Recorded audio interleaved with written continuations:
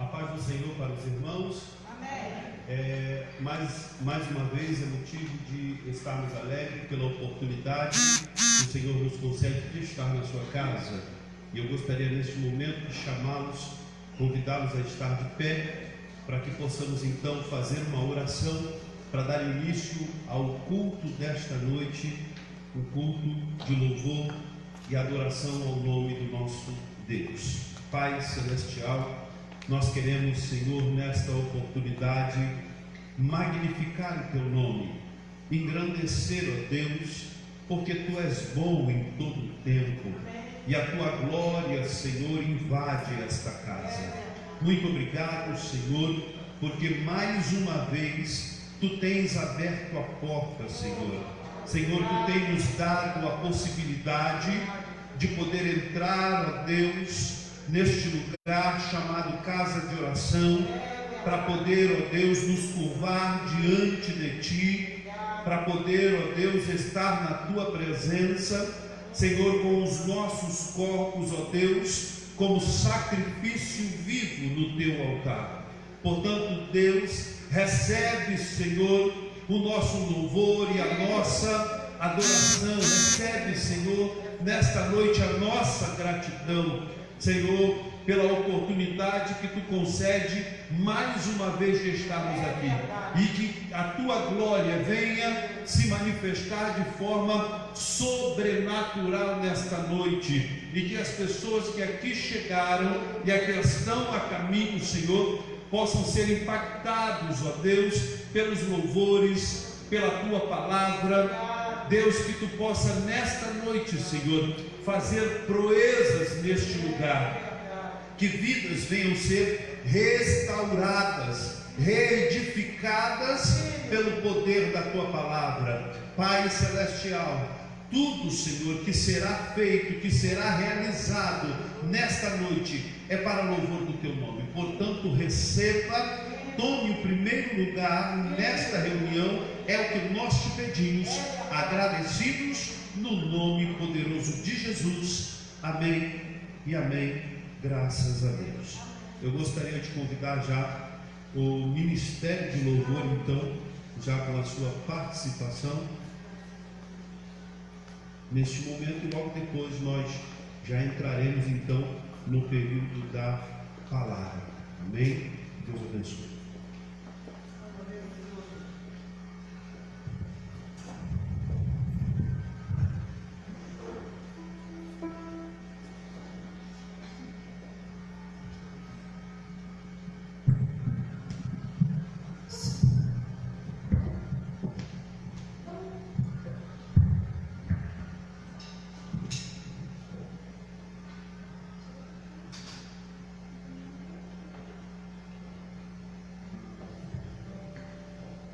Aleluia.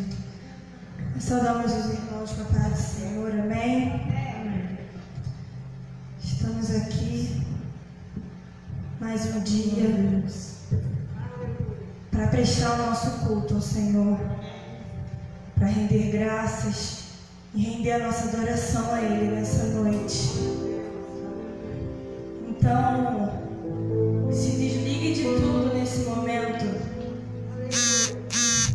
e eleve os seus pensamentos a Deus nesse momento. Comece a adorar a Ele. Comece a entregar o seu coração e a sua mente, que estejam somente focados em adorar a Ele nessa noite. Aleluia.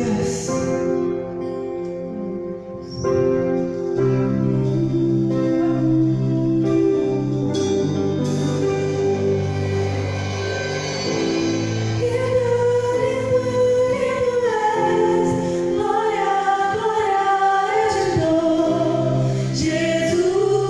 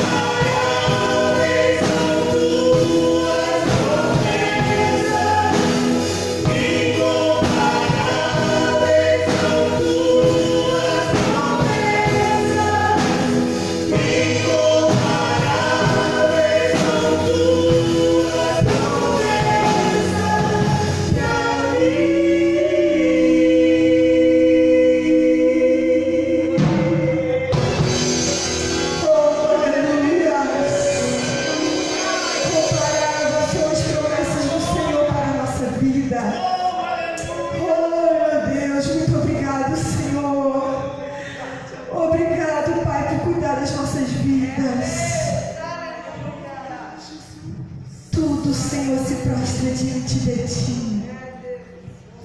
E nós prostramos as nossas vidas diante de ti, Pai. Aleluia. Nós cremos em ti.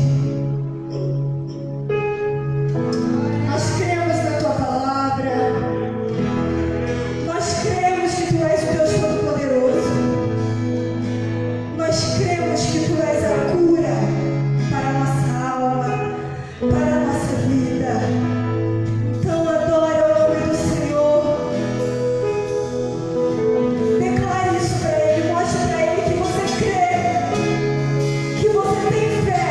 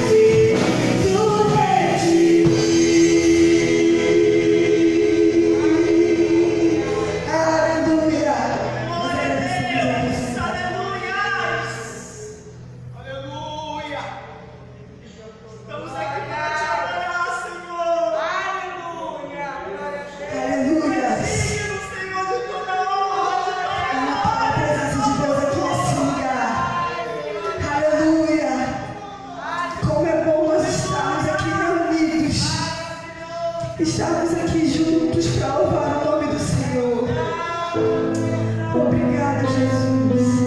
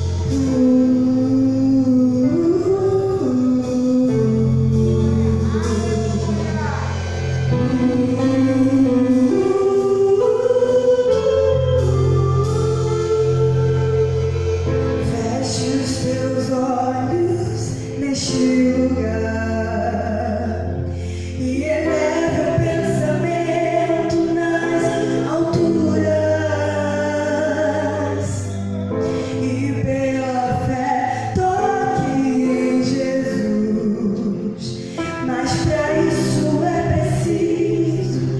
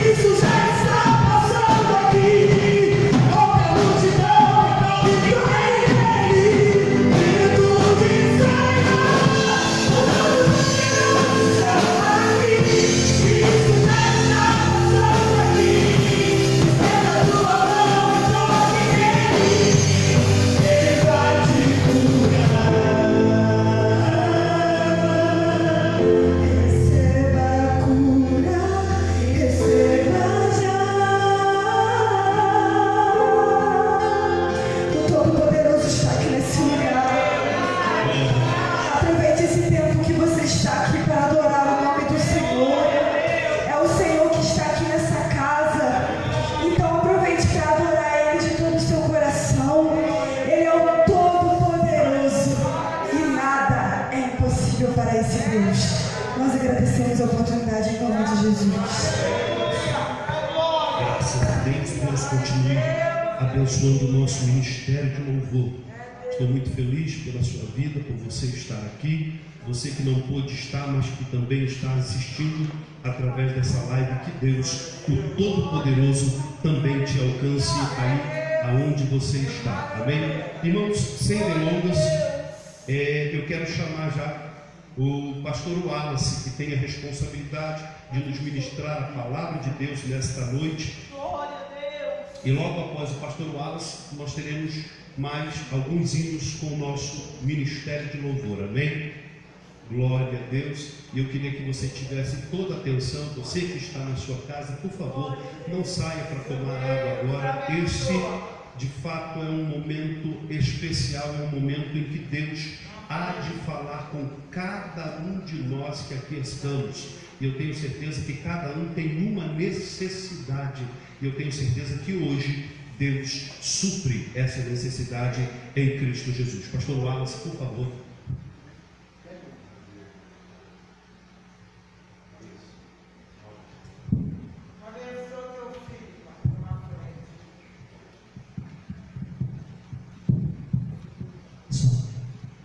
Pode saludar de novo, amém? Convido os irmãos para a por favor.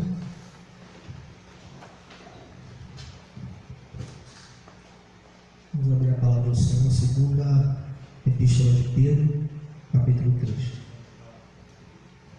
Segunda Epístola de Pedro, capítulo 3.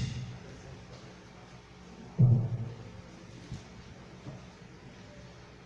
desde já quero externar minha alegria de estar mais uma vez, depois de algum tempo na casa do Senhor. Senti muita saudade, pastor, de estar na igreja. Somente assim, às vezes, a gente percebe o quanto a gente sente falta dos irmãos, da igreja. Às vezes a gente só se comunica pelo WhatsApp, mas graças a Deus, feliz por ver os irmãos bem, e estamos aqui nessa noite juntos para adorar o Senhor. Rafael, meu amigo, Deus abençoe. Todos acharam? Segunda Epístola de Pedro, capítulo 3, do versículo 1 até o versículo de número 4. Diz assim a palavra: Amados, escrevo-vos agora nesta segunda carta, escrevo-vos agora esta segunda carta, em ambas as quais desperto com exortação o vosso ânimo sincero, para que vos lembreis das palavras que primeiramente foram ditas pelos santos profetas, e do mandamento do Senhor e Salvador, mediante os vossos apóstolos. Sabendo primeiro isto, que nos últimos dias virão escarnecedores, andando segundo as suas próprias concupiscências, e dizendo: onde está a promessa da sua vinda? Porque desde que os pais dormiram, todas as coisas permanecem como desde o princípio da criação. Amém? Não tomar vosso assento, eu encurtei a leitura, mas se a gente for ler aqui todos os 18 versículos, vamos perceber que o pano de fundo desse capítulo é exatamente a vinda do Senhor. Quando Pedro, o apóstolo do Senhor, ele escreve a primeira carta, ele tem na sua mente o objetivo de encorajar os irmãos, a igreja naquele momento, a suportar as perseguições, suportar as lutas, suportar as tribulações que estavam acontecendo, e certamente aquelas que João, através da sua epístola, está preparando não só os seus ouvintes, mas a igreja do Senhor de um modo geral, para uma perseguição muito maior e muito mais ferrenha que ainda estava por vir. Então, quando ele escreve essa primeira epístola, com esse objetivo de fortalecer a igreja, de ensinar a igreja, Pedro ele se depara com duas principais questões que estavam sendo, vamos dizer assim, se aproveitando que a igreja estava sendo perseguida, que a igreja estava sendo oprimida nesse momento pelo Império Romano. Estava surgindo, pastor, algumas filosofias, das quais estavam sorrateiramente adentrando na igreja, porque estes que levavam as tais filosofias para dentro da igreja, eles supostamente haviam se convertido ao Senhor. Então a gente percebe que os tais, eles estavam dentro, estavam no meio do povo. E havia duas filosofias sendo muito ensinadas no meio do povo, e Pedro está ali combatendo isso.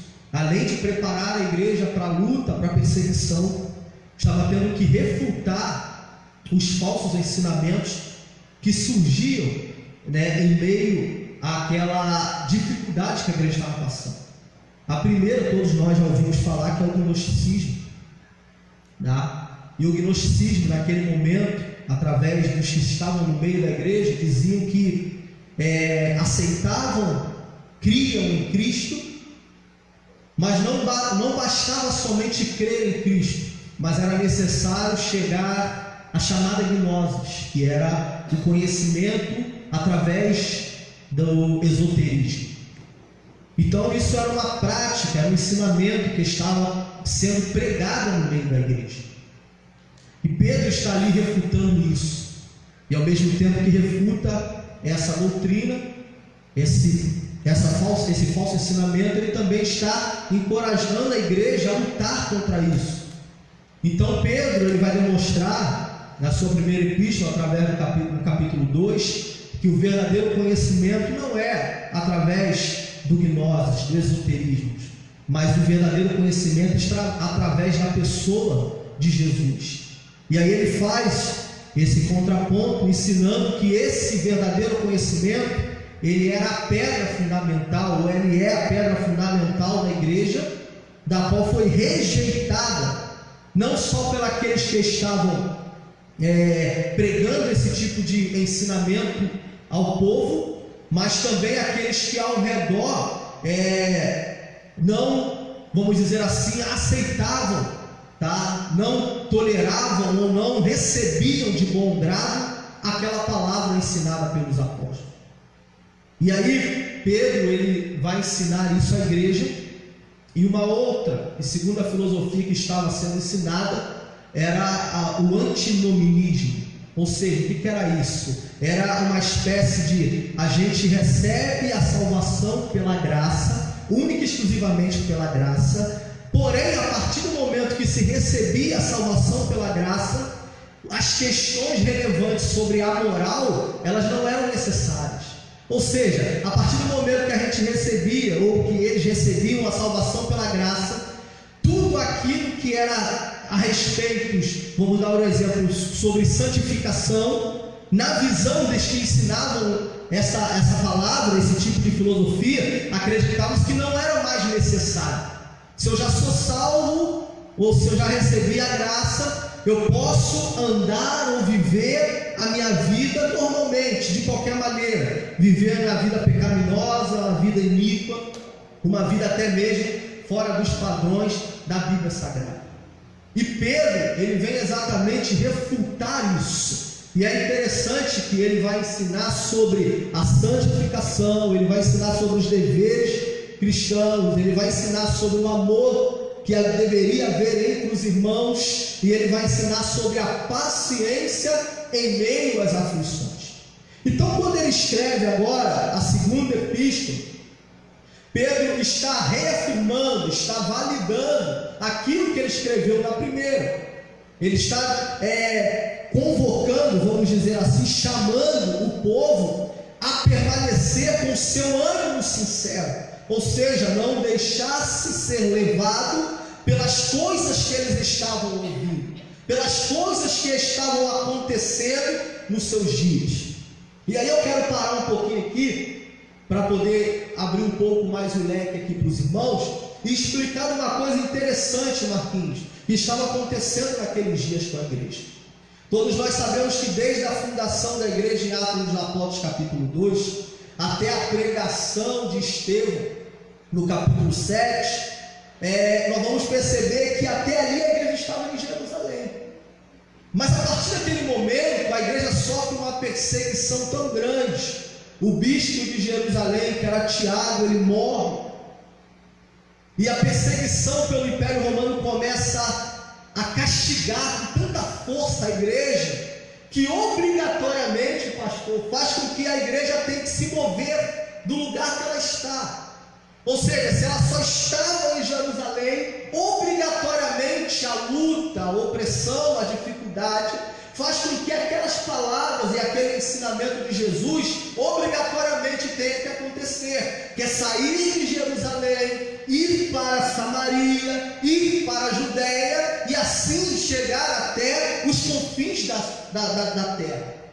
Então a igreja, ela passa agora a viver períodos de tribulação. Se a gente pegar a história, a gente vai observar que durante aproximadamente 300 anos a igreja, ela foi oprimida, a igreja, ela foi humilhada, a igreja, ela apanhou. Os irmãos, eles eram levados para serem mortos em praça pública. Os irmãos eram levados para serem lançados nas arenas com os leões famintos. Os irmãos eram colocados naquelas arenas no centro e eram transformados em tochas vivas, sendo colocado fogos em seus corpos e servindo tudo aquilo de espetáculo para quem visse. E as pessoas aplaudiam.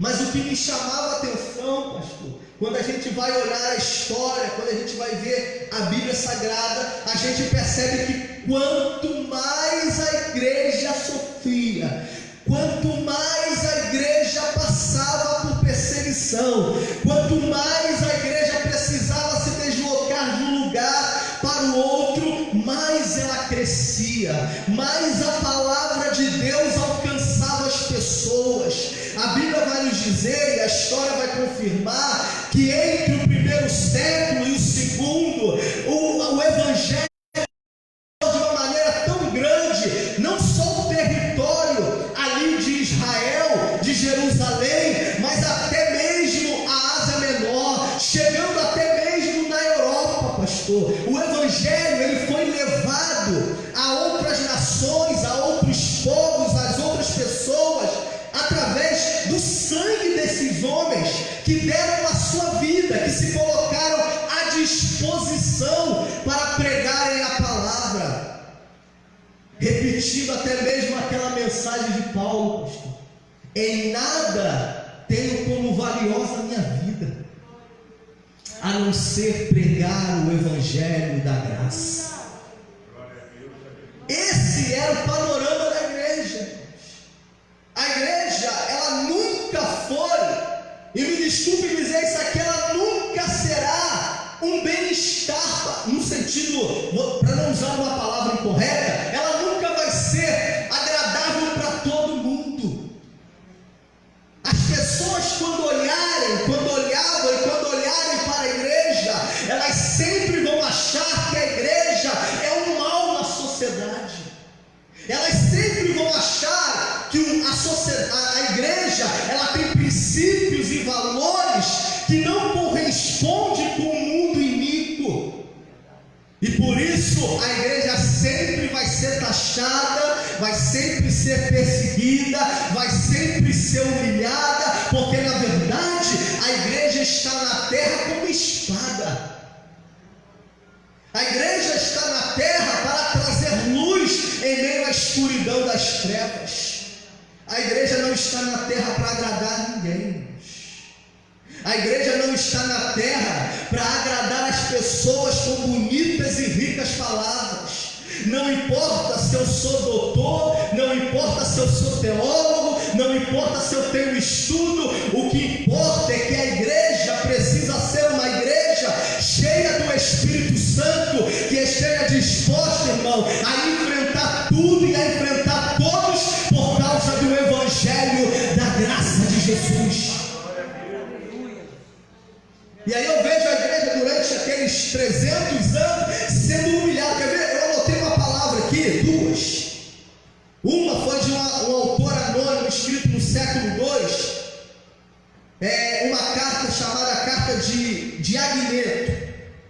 mostrava como era a perseguição, pastor, como a perseguição, ela fazia parte da experiência da igreja. E ele disse o seguinte: eles, se referindo à igreja, amam a todos, mas são ao mesmo tempo perseguidos por todos.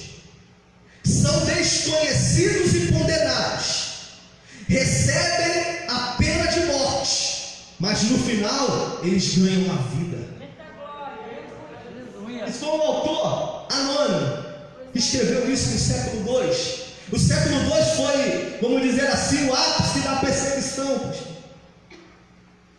Até, para os irmãos terem noção, eu não me recordo agora o nome do imperador romano no século II, por volta do ano 249, 250, que foi o mais ferrenho perseguidor da igreja. Ele era comparado, irmãos, ao anticristo na época.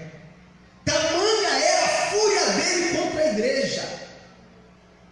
Ele achava que a igreja era um mal para o Império Romano. Sabe por quê, irmãos? Porque a igreja está nesse mundo para pregar a verdade. A igreja está nesse mundo para falar a verdade, que não é aquilo que eu acho, aquilo que eu penso, é aquilo que a palavra de Deus diz. E sabe qual é o problema dos nossos dias, pastor? É que estamos mascarando a verdade bíblica para querer agradar as pessoas, para querer fazer com que as pessoas se apaixonem pela igreja. Ei, só irá se apaixonar pela igreja aquele que se tornar igreja, e só poderá se tornar igreja aquele que receber a graça da salvação por meio de Cristo. Se este não receber, irmão, a Bíblia diz, o próprio Jesus falou, e seremos odiados por todos. Seremos odiados por todos, irmãos. O ódio será tão grande que poderá acontecer dentro da nossa própria família. Porque Jesus falou isso em Mateus capítulo 10. Isso tudo por causa do Evangelho da salvação, o Evangelho da graça, que é uma verdade, irmãos, que nós não podemos relativizar nos nossos dias, e infelizmente ela tem sido relativizada. Porque muitas das vezes nos púlpitos da igreja estão trocando a verdade bíblica por um prato de comida que agrade as pessoas e que façam as pessoas não se tornarem igreja, pastor, mas agregarem a igreja. Irmãos, aí quando ela agrega a igreja, ela agrega os valores e o costume que ela tem. E muitas das vezes ela não se deixa ser transformada pelo princípio maior, que é a palavra de Deus. E a igreja foi perseguida. Interessante que no ano 313, nós temos aí a suposta conversão de Constantino, fazendo com que a igreja se torne, ou o cristianismo se torne a religião oficial do Estado. Ele une a igreja e o Estado, pastor. Agora, a primeira coisa que ele faz, irmão, não é nem unir a igreja, não é tornar a igreja uma religião oficial, o cristianismo, não. Sabe a primeira coisa que ele faz, Marquinhos? É cessar as lutas, é cessar as perseguições, é fazer com que o povo viva em paz, é fazer com que o povo tenha liberdade para cultuar. Só que quase 1000 anos, irmãos, de liberdade faz com que também a igreja permite que falsos ensinos voltem para dentro dela.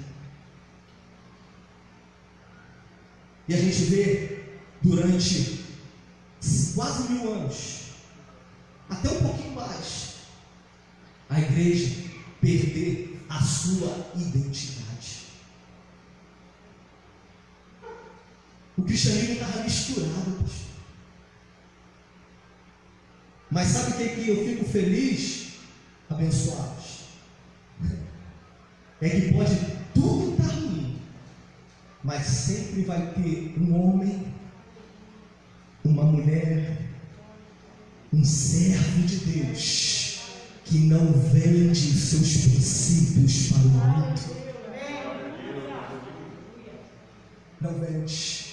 Porque enquanto estavam lá falsos ensinamentos, mas se levantavam homens de Deus que combatiam, que refutavam, que faziam a defesa do Evangelho, e muitos deles sofriam, eram excomungados da igreja, eram expulsos da igreja, não tinha liberdade naquela suposta igreja que tinha liberdade de culto. E aí a gente vê uma igreja que parece que vai definhando, pastor. Até que a gente conhece a história, a gente sabe que Deus nunca vai deixar o seu povo morrer. Deus não vai deixar o seu povo sofrer sem a palavra. Pode sofrer, mas sem a palavra não. Então Deus começa a levantar homens. Deus começa a levantar homens até que acontece a reforma da igreja. A reforma chamada reforma protestante. A partir daquele momento, há vamos dizer assim, um movimento de retorno ao verdadeiro conhecimento, que eram as Escrituras Sagradas.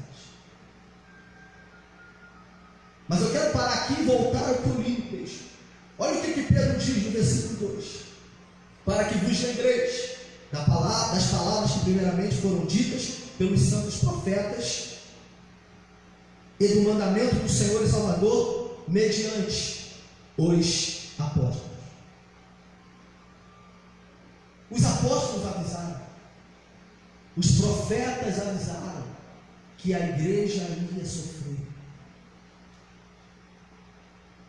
Morre um cristão, padece um cristão pela espada, mas o Evangelho continua sendo propagado. A gente lê nas Escrituras a galeria dos heróis da fé, no capítulo 11 de Hebreu, não lê? Mas a gente lê a galeria dos heróis ao longo da história, irmãos, é muito mais. Porque muita gente morreu para o Evangelho chegar até hoje. E se houver outra geração, se houver, eu acho que não vai haver.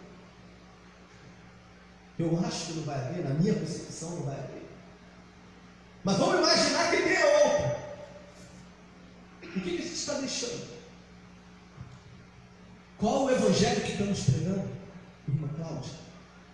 Qual a palavra que nós estamos pregando para o mundo agora? Qual é a mensagem que nós estamos pregando para o mundo? Sabe o que eu me lembro? Quando eu oro, todos nós usamos máscara. Eu lembro da tentativa do adversário de calar a cada um de nós, na pregação da palavra, de nos prender dentro da nossa casa, de nos prender, de nos reunir na igreja. Mas só que naquela época, quando isso acontecia sob a tutela do império, sabe o que a igreja fazia, irmãos? A igreja ia para o joelho orar. Não tinha tempo, mas se reunia nas casas. Não tinha casa para se reunir, porque o império batia lá e prendia, se reunia nas cavernas. Mas a igreja vivia em contínua oração e pregação da palavra de Deus. E olha que não tinha internet naquela época para transmitir o culto. Não tinha, Marquinhos. Não tinha carro para se locomover.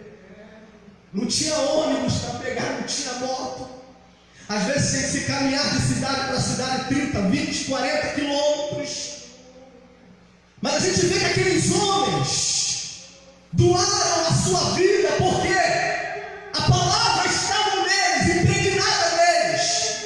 E nós, irmãos, como igreja, precisamos estar com a palavra impregnada em nós. E entendemos que a luta, que a dificuldade, ele até vem exatamente para cercear a nossa liberdade, a nossa expressão de culto, mas nós precisamos continuar pregando o evangelho da salvação. Precisamos continuar anunciando, irmãos.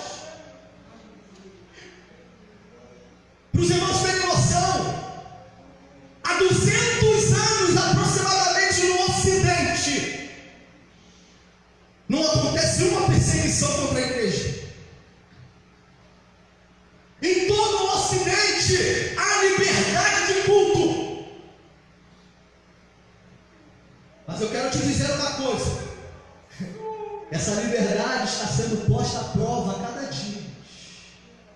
E se hoje nós estamos aqui transmitindo esse culto ao vivo, é só os irmãos verem o noticiário. Eles querem proibir até mesmo o uso da rede social. E nós, como igreja, o que vamos fazer? Se quando acessarmos o Facebook, o YouTube, toda hora cair o sinal, porque o sinal é monitorado, para quem não sabe. Existe uma rede interna que avalia o que vai ser transmitido, para quem não sabe. Vai chegar uma hora, irmãos, que a gente vai querer ligar aqui e não vai conseguir. O que vamos fazer, irmãos? Será que a gente vai se trancar e dizer: estou com medo?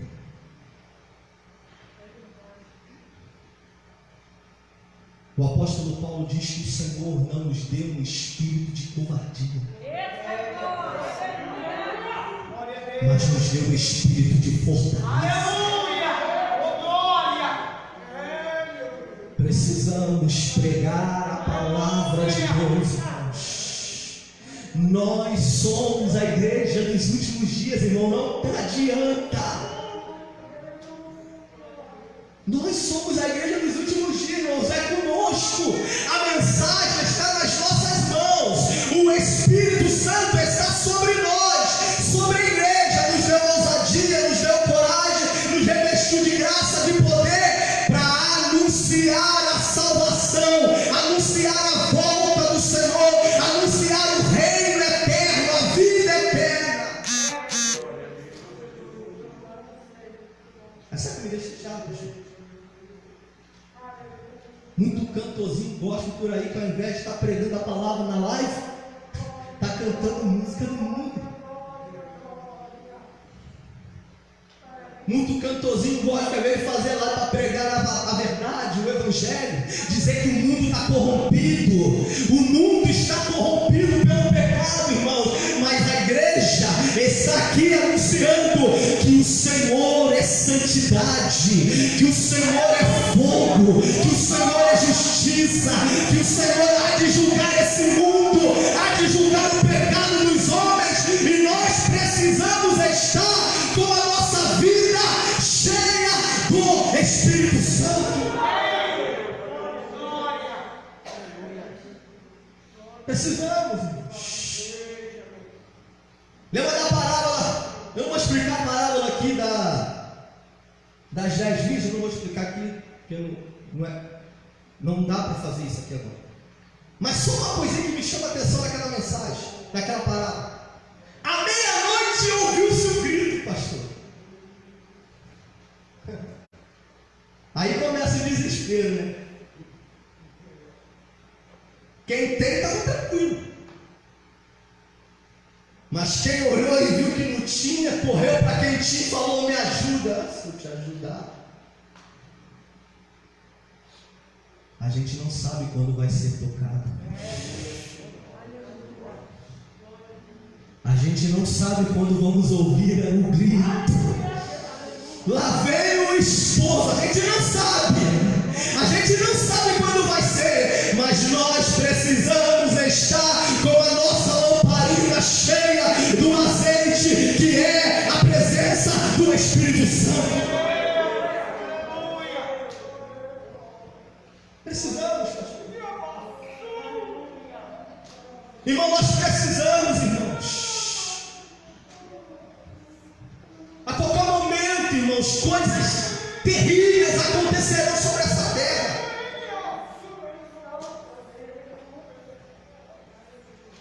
A igreja não subirá antes de ser amassada, irmãos. Bota isso na tua cabeça. Não é essa geração Nutella que vai subir de qualquer jeito, não, irmão. A igreja, Deus vai separar dentro dela os que são e os que não são. E isso não vai acontecer com o toque da trombeta, não. Vai acontecer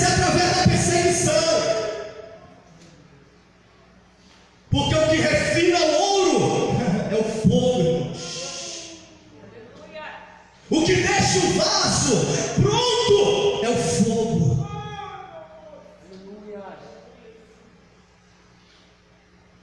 Será que nós vamos estar preparados para esse dia? Ou para esses dias? Será que nós vamos estar? Será que nós vamos continuar pregando a palavra? Quando disserem para mim, não peguem mais. Olha o que eles diziam. Pedro diz, versículo 3, que nos últimos dias virão escarnecedores. Virão escarnecedores, escarnecendo da pregação da palavra, escarnecendo do cristão, nos chamando de fundamentalistas, de sem amor, de sem compaixão. Mas a igreja é o único grupo na face da terra, irmãos, que reúne estudo. Você já reparou? Que a igreja é o único grupo na face da terra que reúne estudo. Porque só através da pregação é que vidas são transformadas. Através da pregação da igreja. E é por isso que eles querem calar a pregação da igreja. Infelizmente, não tem jeito, irmão. Vai se levantar muito falso profeta. Vai levantar gente oferecendo cura disso, cura daquilo. Mas isso sempre existiu, irmão. Isso não é de agora, não. Isso sempre existiu. Quem pregou aqui, ouviu a época, se transformava dente em ouro. O dente em ouro, lembra disso, pastor? Era febre, irmãos. Quem pegou um som do riso da igreja? Essas coisas aconteciam, irmãos. Mas a igreja passou por todos esses momentos. Sabe por quê, irmãos? Uma vez alguém falou assim: mas isso mancha a igreja. Não, irmão. E aí eu vi uma palavra do Robson, ele falou comigo esse dia. A gente estava conversando sobre isso. Ele falou: rapaz, mas Judas não negou Jesus? E ele manchou Jesus? No nosso meio sempre vai haver traidor, irmão. Sempre vai haver. Sempre vai haver aquele que vive de máscara. Não essa máscara que a gente está usando aqui para nos prevenir, não. Mas a máscara da hipocrisia sempre vai existir. Sempre vai existir aqueles que pegam no microfone e faz aquele malabarismo com as escrituras sagradas, a fim de corromper a mente das pessoas. Quer ver uma coisa? Abra comigo aí, segunda epístola de Paulo a Timóteo, capítulo 4, versículo 3.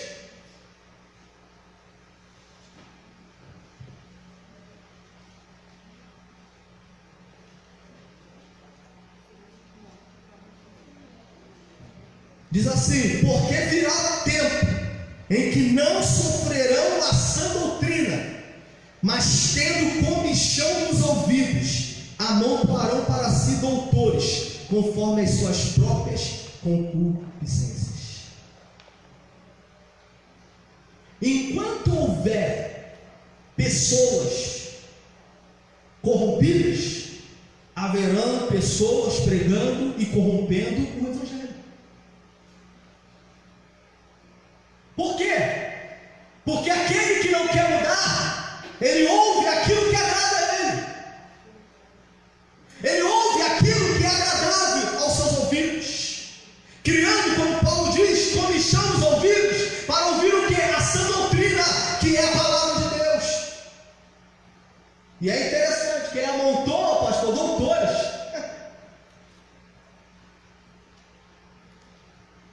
E o que a gente viu no nosso tempo? Pedro, João, Paulo pregou isso há anos atrás, irmãos.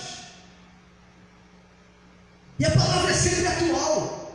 Quer ver outra coisa? Abra comigo de novo agora na primeira epístola de Paulo, no capítulo 4, versículo 1 e 2.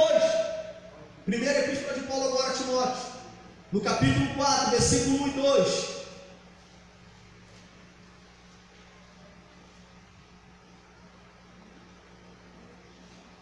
Olha o que diz: mas o Espírito expressamente diz: nos últimos tempos apostatarão alguns da fé, dando ouvidos a espíritos enganadores e a doutrinas de demônios.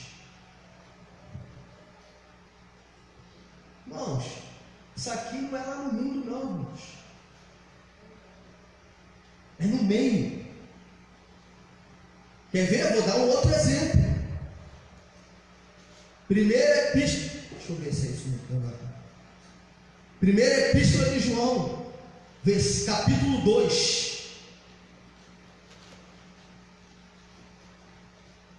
Versículo 18.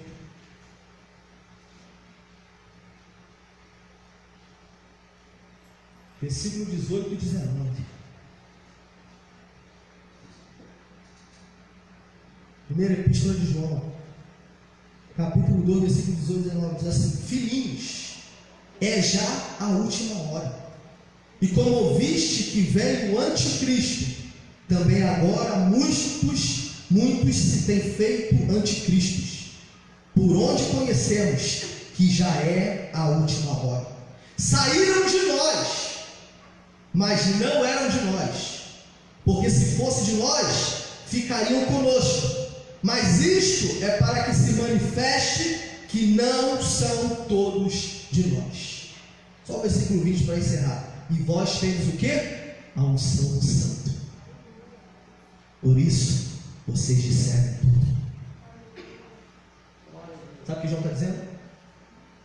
João está praticamente repetindo a mesma palavra de Jesus. Não vos enganeis. Não se deixem ser enganados por espíritos enganadores, por falsos mestres, por falsos profetas. E muitos deles vão dizer para a gente: teremos tempo de paz.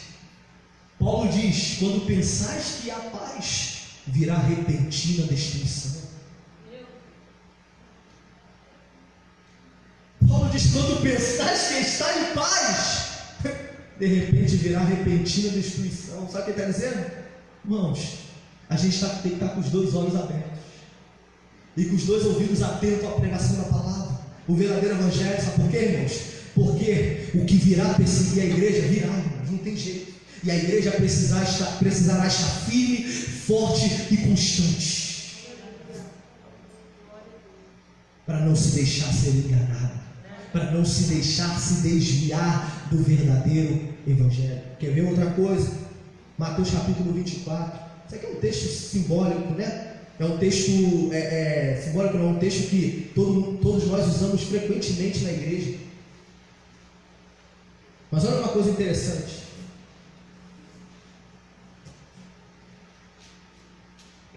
Capítulo 24, versículo 4. Jesus respondendo, disse-lhes: acautelai-vos. Tenha cautela. Tenha cautela. Ou seja, não coma tudo que você ouve. Não se alimenta de tudo que vem. Porque às vezes o bolo está bonito, né, pastor? Mas por dentro ele está ruim. Ele está podre. Está envenenado. Lembra da expressão de Eliseu: há veneno na panela? Jesus está falando: tenha cautela, ninguém vos engane. Ele está dizendo isso porque exatamente tentarão nos enganar, irmão. Porque senão, se não fosse isso, ele não diria isso. Se não fosse verdade, para que ele vai dizer? Se ele sabe o que vai acontecer. Se ele está dizendo, é porque exatamente ele está nos prevenindo. Ele está dizendo para mim e para você: olha, o teu inimigo ele é muito maior. Ele é muito maior do que você possa imaginar. No sentido de que não é o que você vê, não é o que está diante dos nossos olhos. Porque a nossa luta não é contra o nosso irmão que está do nosso lado, não é contra aqueles que estão fracos na fé, porque aliás nós deveremos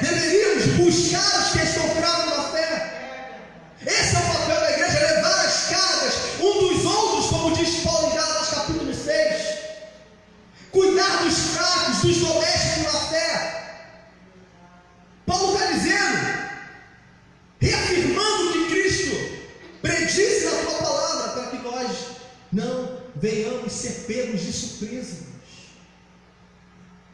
Temos que estar preparados. Temos que estar preparados para as dificuldades. É só ler as Escrituras. É só a gente ler as Escrituras, irmãos. A Bíblia é muito clara. A Bíblia é muito clara concernente a essas coisas, irmãos. Pedro disse: e virão escarnecedores. Escarnecerão, irmãos, na nossa face sobre as Escrituras, andando segundo as suas próprias vontades, concupiscências.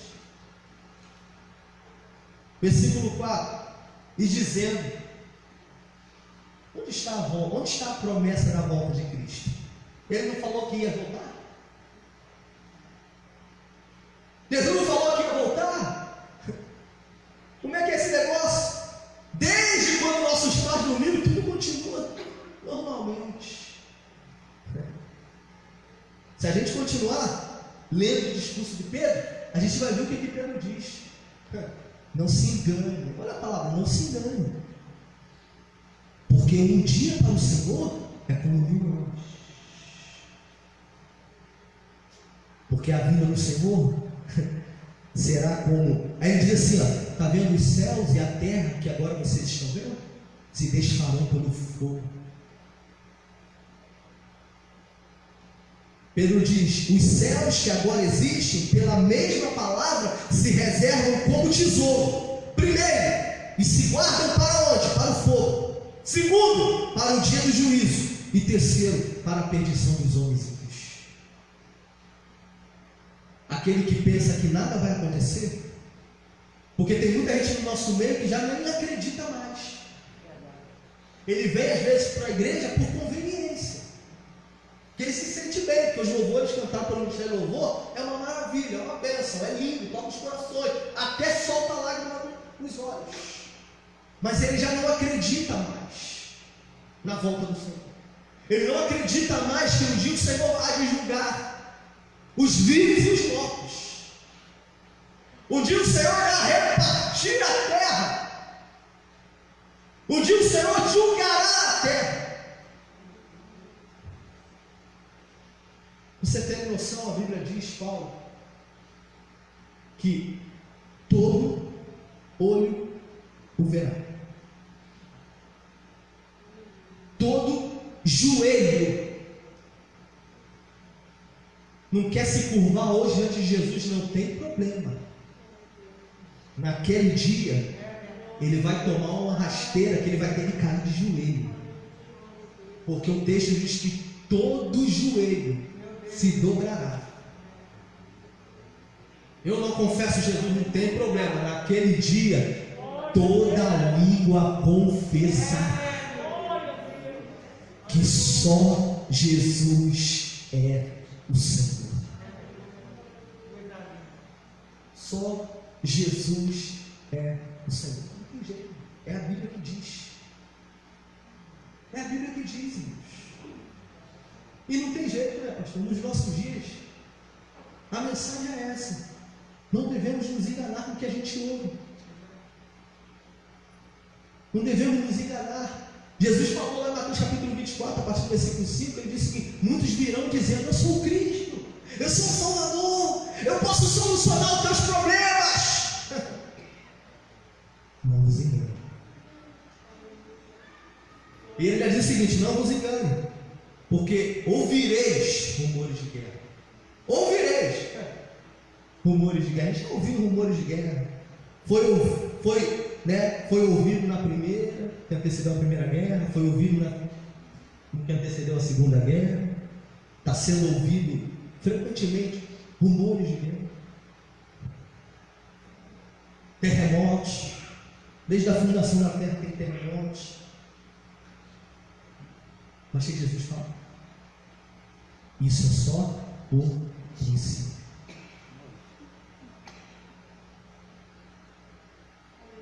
Isso é só o princípio. Por isso que a gente vê Paulo dizendo à igreja Efésios capítulo 6, versículo 10, a partir do versículo 10. No demais, irmãos, fortalecei-vos na força do Senhor e na força do seu poder.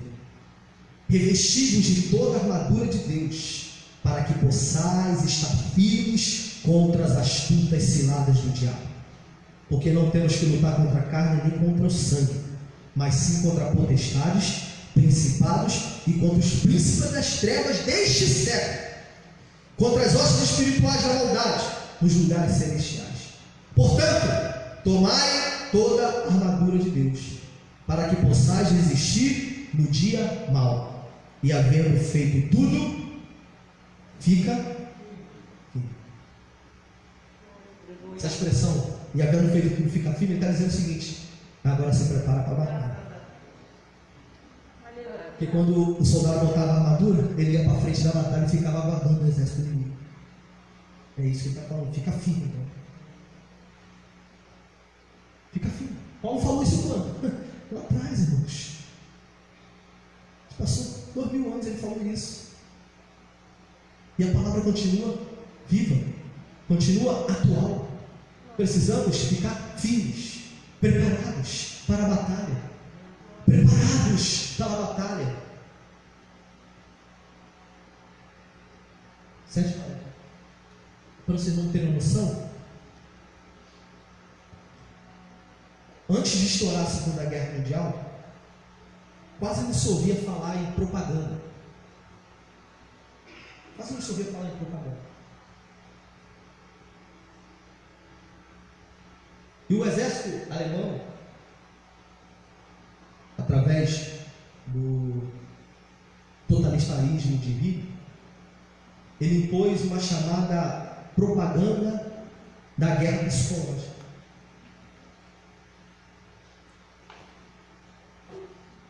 O que isso quer dizer? Que o adversário, a primeira coisa que ele vai fazer, ou que ele faz, é atacar as pessoas na sua mente, desconstruindo o seu pensamento, o seu entendimento, aquilo que ele tem como verdade absoluta.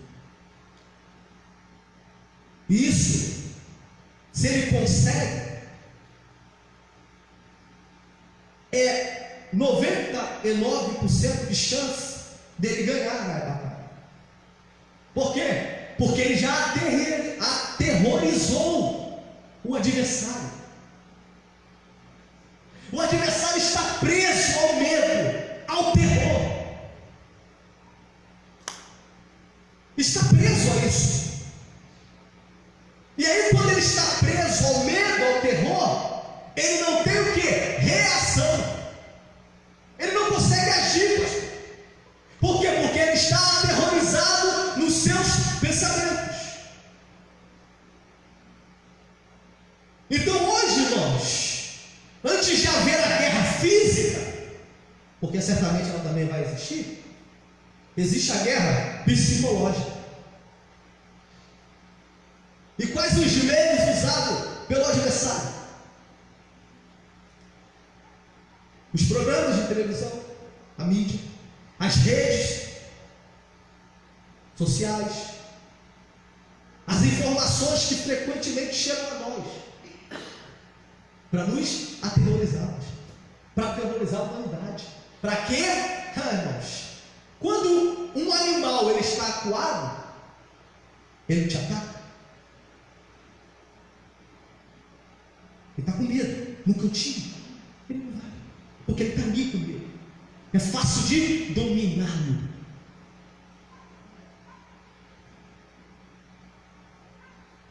E é isso que eles querem fazer com as pessoas: dominar as pessoas, controlar as pessoas, controlar e dizer para elas até que você não precisa de Deus, que você não precisa de Jesus, que na verdade o mal da sociedade, na concepção desses, é a fé das pessoas. Por isso que nós temos que destruir ela. Essa é a frase que eles usam, tem que destruir ela. Tem que destruir a nossa fé. Por quê?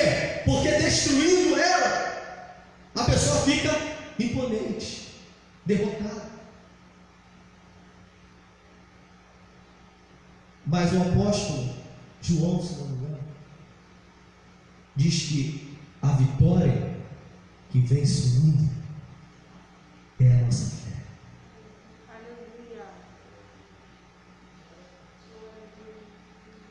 E podem fazer o que quiser com a igreja, ela vai continuar vencendo, ela vai continuar triunfando. Mate um crente. Mate um crente? Mate. Mas o nome do Senhor continuará sendo glorificado. Eu me lembrei, existia uma outra frase, essa escrita por Tertuliano. Ele dizia que na época, tudo que acontecia de errado no Império Romano, ele jogava uma culpa em cima dos cristãos. Tudo. Eu notei essa frase aqui também. Se o rio Tigre chega às paredes, se o rio Nilo não cobre os campos, se o céu não se move, ou a terra o faz, se há fome, se há praga, o brado é rápido, cristãos aos leões.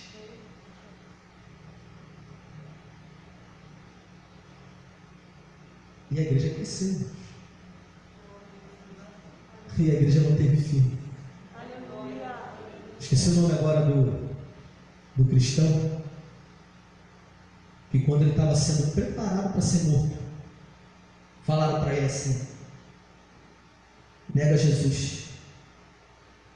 E ele disse, Antipas, acho que é Antipas o nome dele, disse assim: servi ao Senhor 86 anos, nunca o neguei, e não é agora que eu vou negar.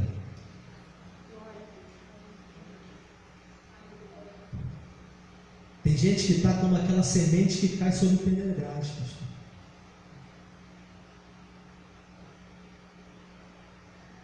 Ela até cresce, ela até nasce, mas não permanece muito tempo, sabe por quê? Porque não tem raiz.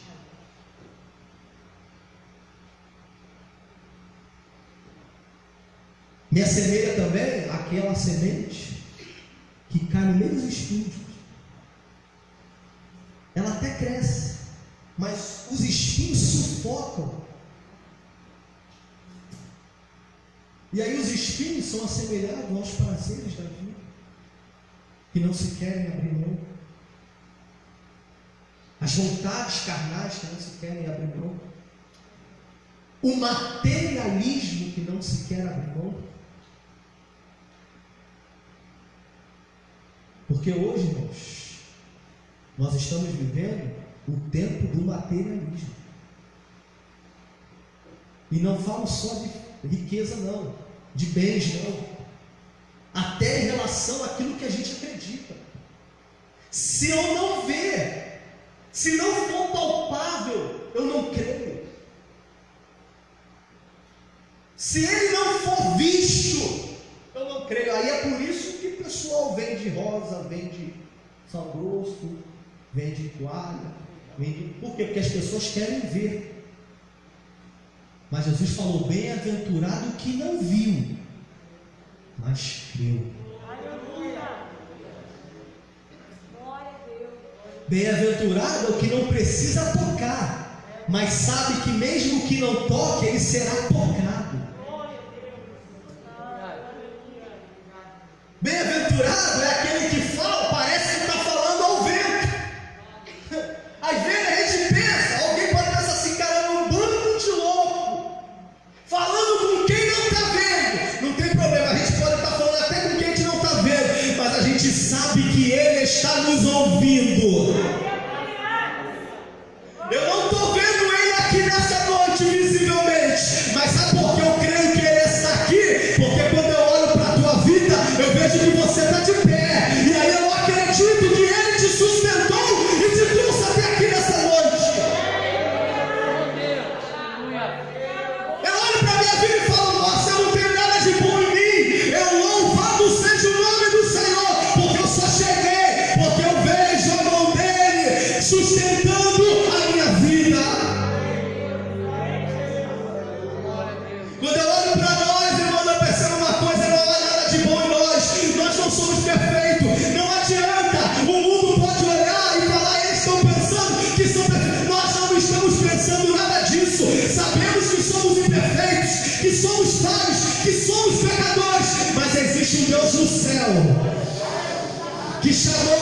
chamaram pelo nome, que deu uma nova vida, e um dia dirá para mim e para você: vinde benditos de meu Pai, possuir por herança aquilo que nos está preparado desde a fundação do mundo.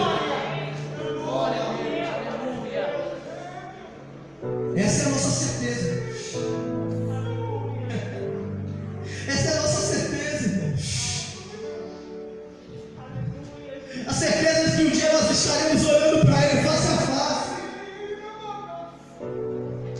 A certeza de que nesse tempo presente, eu tenho por certo que nesse tempo presente as aflições não hão de se comparar com a glória que em nós há de ser revelada. Porque uma ardente expectação esperam pela manifestação dos filhos de Deus.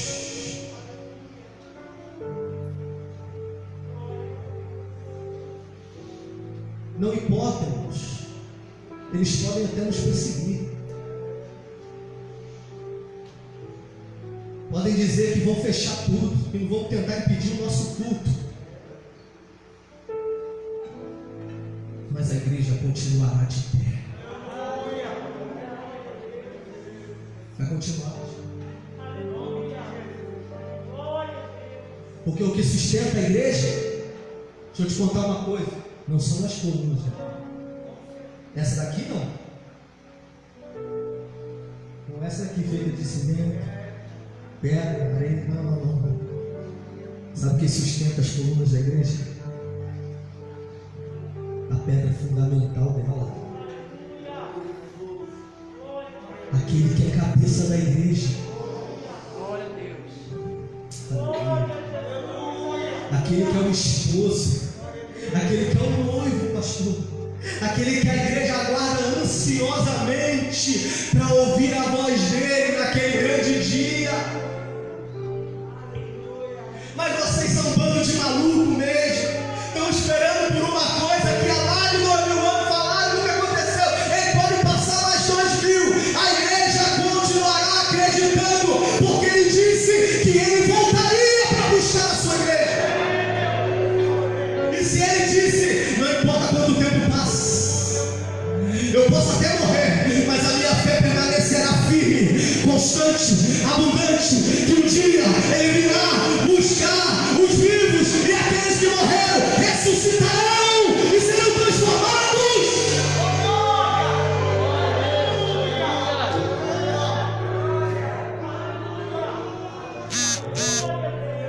Ainda que esse corpo se desfaleça, fica tranquilo. Temos um corpo glorificado nos esperando. Aguarda mais um pouco. Espera mais um pouco. Eu não estou aguentando mais, eu vou desistir. Vou parar. Não. Aguarda mais um pouco. Mais um pouquinho de tempo.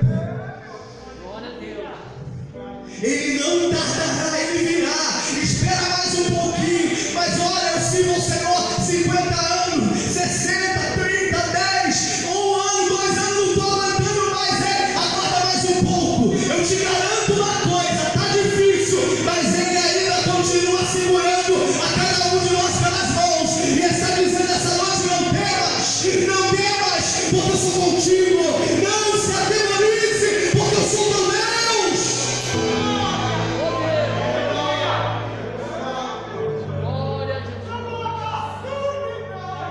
E sabe o que calhar no meu coração?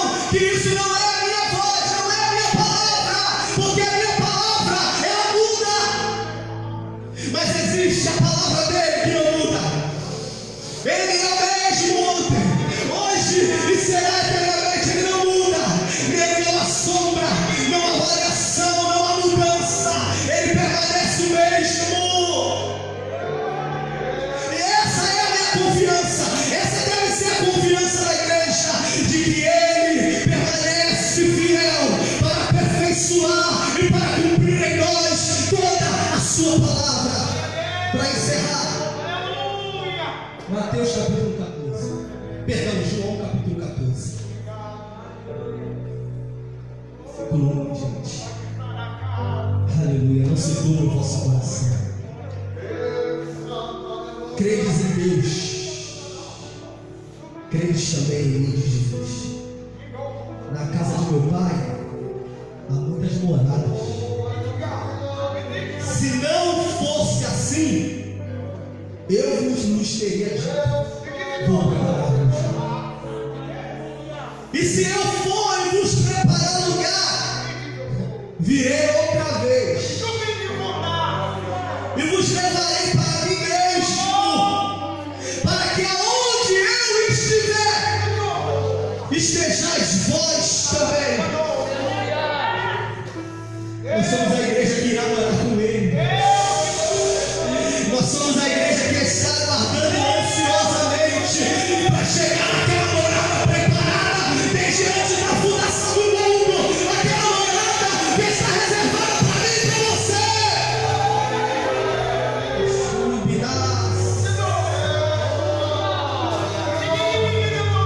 Aquela morada que o ladrão não pode te roubar, que o tempo não pode deteriorar.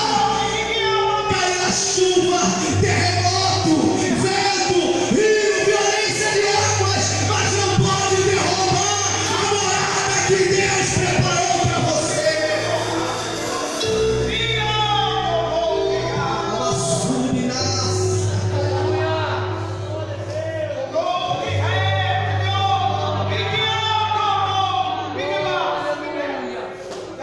tempo de esperança.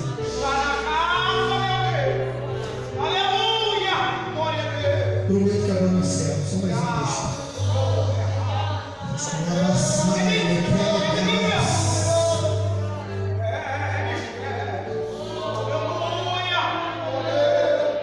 Romanos 5, versículo 3.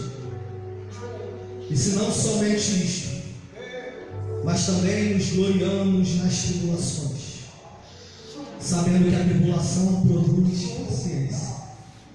Paciência, a experiência. E a experiência, a esperança.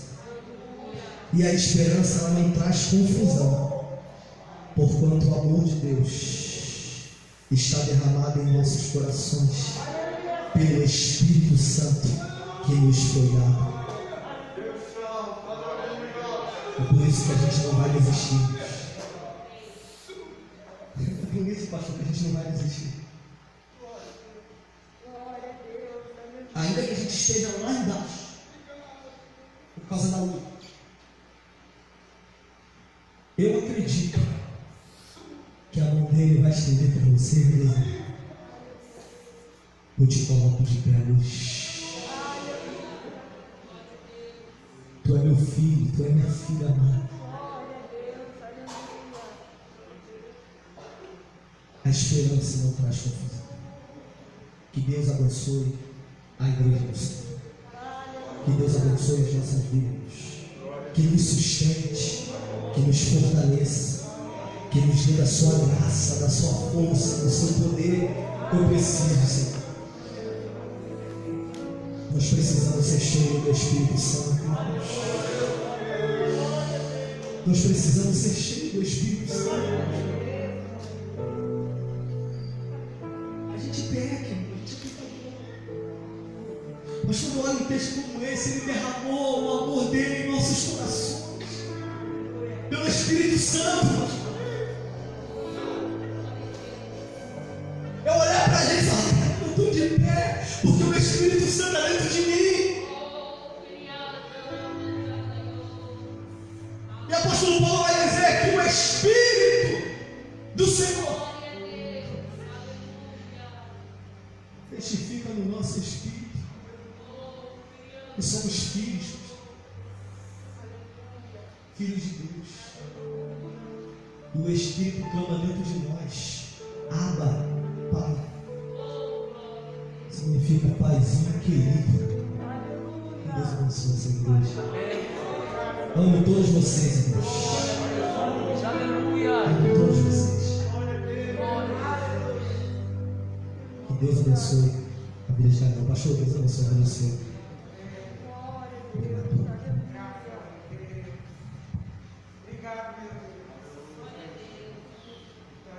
Graças a Deus, irmãos. Quero chamar aqui novamente o Ministério de Louvor, por favor. Deus falou no seu coração nesta noite, Deus Senhor. Uma palavra bem direcionada. E aí eu fico pensando, irmãos, existe um hino na nossa harpa cristã que ele faz uma afirmação: quando a noite chegar, ele não diz se a noite chegar, quando o mal me cercar, ele não diz quando, se o mal me cercar, quero estar em constante oração. Um momento difícil hoje, como nós falamos hoje pela manhã, o momento do percalço, o momento da dificuldade, o momento da tribulação, o momento da angústia, ele vai chegar. E vai chegar para todos, irmãos. A diferença está em quem estiver em oração. Amém? Que Deus abençoe o pastor Wallace de forma sobrenatural. Alcance a sua casa, a sua filhinha que está ali. Deus continue abençoando essa igreja. Você que está nos ouvindo do seu lar, seja alcançado pelo Deus poderoso que foi ministrado aqui e que vem buscar a sua igreja.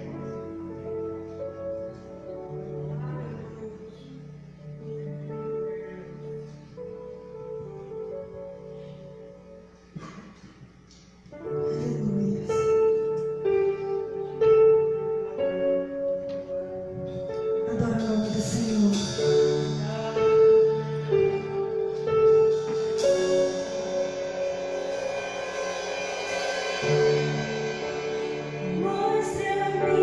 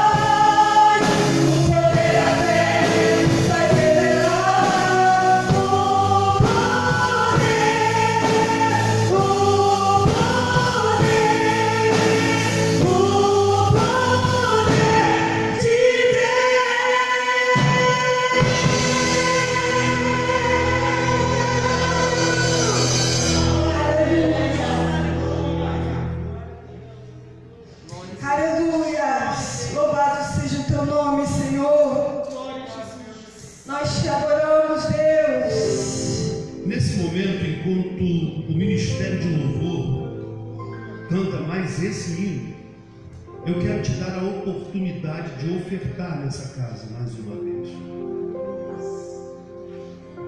Tá? Você tem essa oportunidade hoje. Você que não pôde estar aqui falando, cantando, mas Deus lhe abre essa porta nesta hora. Amém? Glória a Deus. Aleluia. Nessa noite declare o quanto Ele é lindo, o quanto Ele é maravilhoso e o quanto você precisa dEle.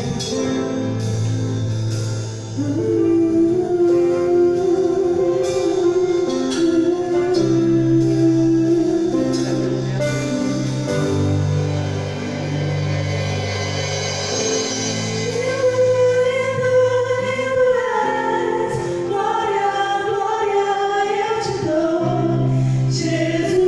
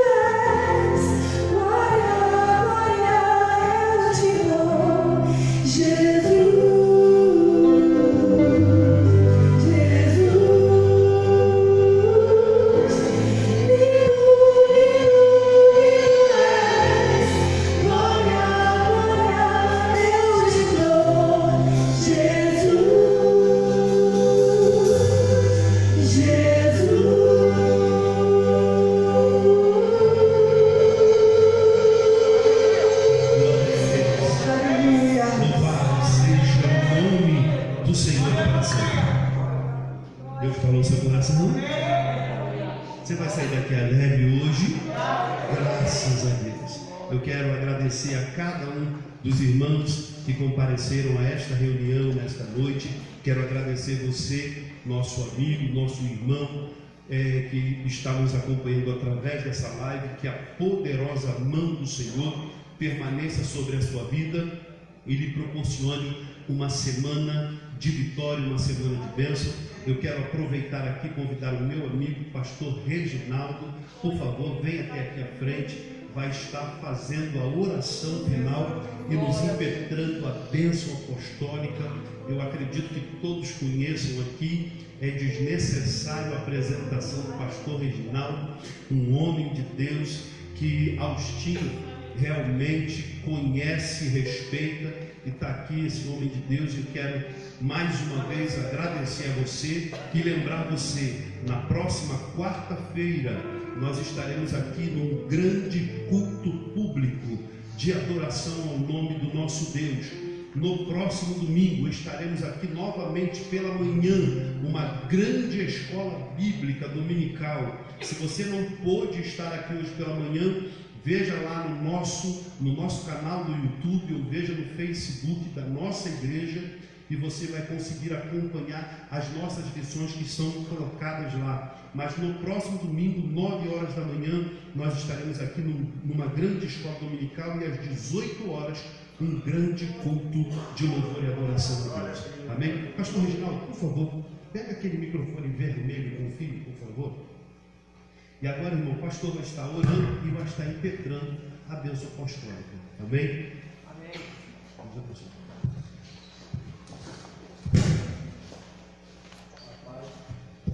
A paz do Senhor para todos. Amém. Glória a Deus. Depois de um culto abençoado desse, amado Deus, querido e tremendo Senhor, na tua casa estamos satisfeitos, ó Deus, de poder voltar novamente a cultuar o seu nome, Senhor. Estamos muito felizes. Como meu coração está alegre nesta noite, Senhor. Eu pude encontrar uma porta aberta e entrar e sentar na mesa e alimentar minha alma nesta noite, ó Deus. Portanto, nesta hora, Senhor, estamos terminando esta reunião nesta noite, ouvindo, Senhor, a palavra tão linda que foi falada nesta noite, nos despertando acerca da tua vida. Ó Deus, agora leva-nos em paz. Dá-nos final, Senhor, de noite abençoado, uma semana debaixo da sua graça, Senhor. Livra-nos de todo mal, do sanguinário, do perverso, do maligno. É o que nós te pedimos e te agradecemos no nome de Jesus. Amém. Receba a bênção, queridos. Que a graça de Deus, o amor do seu Filho Jesus Cristo, a doce comunhão e consolação do seu Santo Espírito derramada esteja no coração de todo aquele que ama e aguarda ansiosamente a vida do Senhor. Todos digam